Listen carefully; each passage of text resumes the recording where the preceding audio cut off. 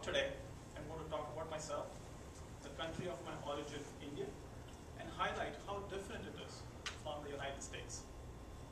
I was born in the western part of India, in the city of Mumbai. Most of my education was using English as the primary language. I lived with my parents until I graduated at the age of 21. Unlike the US, it's very, very common for most kids in India to live with their parents while they are in school or college.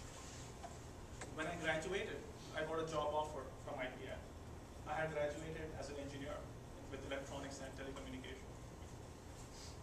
IBM was going to offer me a huge salary of $300 a month, which was by no means inadequate. With that kind of salary, I could have had a very good lifestyle in India, and I could also save a quarter of that every month.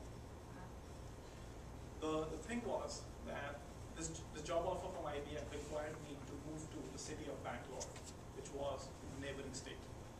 Now India has 28 states that speak 22 different languages and about 1,652 different dialects.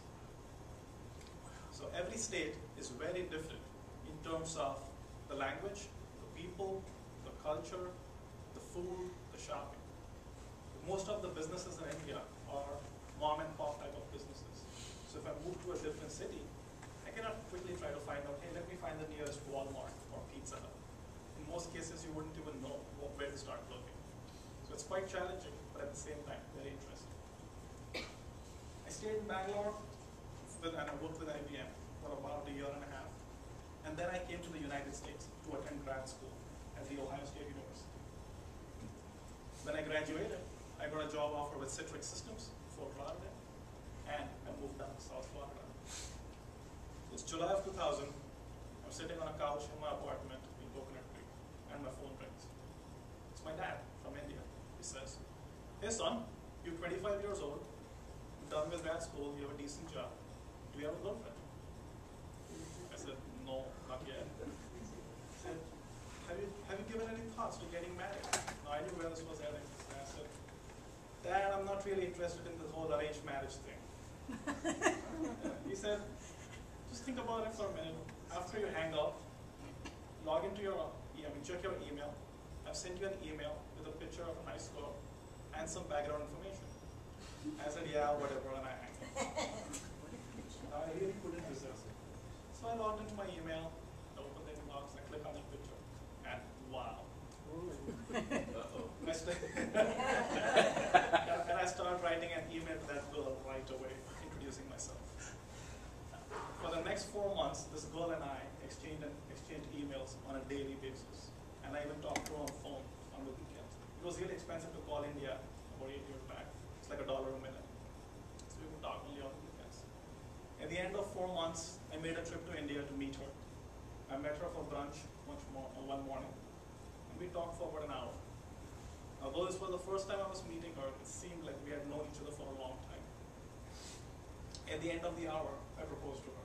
Oh my God. That evening, we got engaged. A week later, we got married. And 2 weeks later, she was with me in the US. Wow. And we had a pretty grand wedding. About 900 people attended the wedding. The number would have been much more had we given the guests sufficient notice. We've been married for 8 years now. We have a 4-year-old son, and a second one on the way. Wow. So in hindsight, arranged marriage isn't that bad. Oh. I had the option of finding a girl for myself. And if I couldn't, or if I did find one, my parents were more than happy to help me out. They had done all the background checks and everything. I think of it as a good safety net in today's world. So in closing, there are a lot of, let me ask the question again. Are we different? I think the answer is yes, to some extent. There are a lot of differences between India and the United States as a country, people, the culture. But in the last 12 years that I've lived in the United States, I've had a great opportunity to become familiar with the American culture. And under the aegis of the US Constitution, I have the right to choose what works best for me and my family.